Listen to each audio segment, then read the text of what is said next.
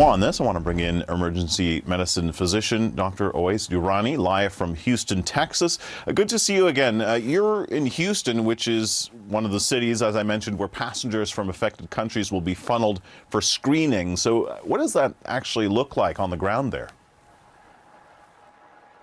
Yeah, absolutely. So, on a logistical level at my hospital, obviously the risk is still very low of me as a doctor encountering someone who's been exposed there. But what they are doing is refreshing our PPE training. So that's something that we were very familiar with back during COVID. Obviously, it's something that you refresh every few years, but with kind of this on our radar, we are doing that. We're also getting protocols on if there is a suspected patient that were to show up to my ER, what kind of the state official treatment facility for something like Ebola would be.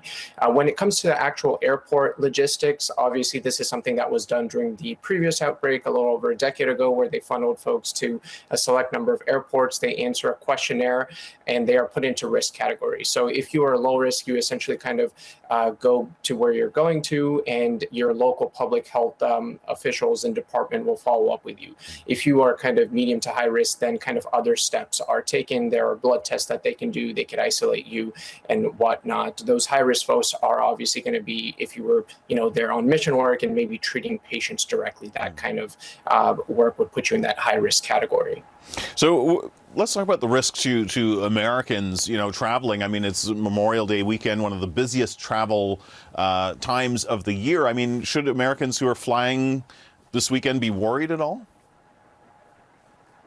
They should not. No, Ebola is scary and it is deadly, but at the same time, the threat to the American public is very low. So both of those things can be true at the same time. And the reason for that is this is in a very isolated area. And even though there's a lot of local travel, there's not a lot of international travel in and out of that area. Two, this is a disease that you spread when you are symptomatic. And if you are symptomatic, usually these folks are very, very sick. So it's not like a viral illness like COVID, where you can still power through it and go to work and whatnot. You're too sick to be able to do that, and so that in itself limits spread. And then of course we are having our antennas up about this, and have folks funneling into these airports, have the public health officials aware about this. So that is going to decrease the chance of this being a threat to the public health of Americans as well.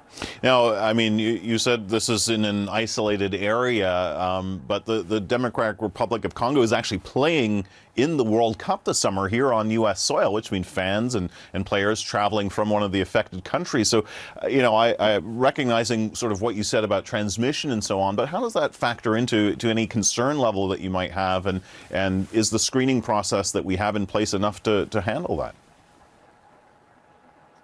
Yeah, well, I wish it was better, right? We have had cuts to, public health agencies, USAID. USAID was pivotal in, monitoring Ebola and ensuring that when an outbreak is detected, that the public health heroes on the ground have PPE, that they have testing kits, things of that nature to limit the spread. We're obviously late on that because of some of those cuts. So I wish we were in a better place when it comes to the public health infrastructure.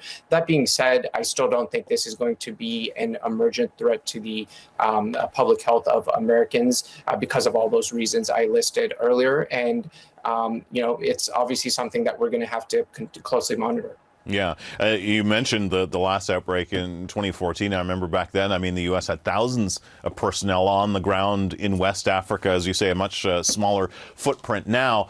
You and I spoke a few weeks ago about hantavirus, and now we're talking about Ebola. Both of these are diseases that jump from humans, from animals to humans. So what more could the U.S. be doing to sort of get ahead of these threats before they become outbreaks? Yeah, and the best way to set up public health is prevention, and that means funding for detection, and so looking for a potential pathogen or outbreak before it gets to the point that this one has gone to.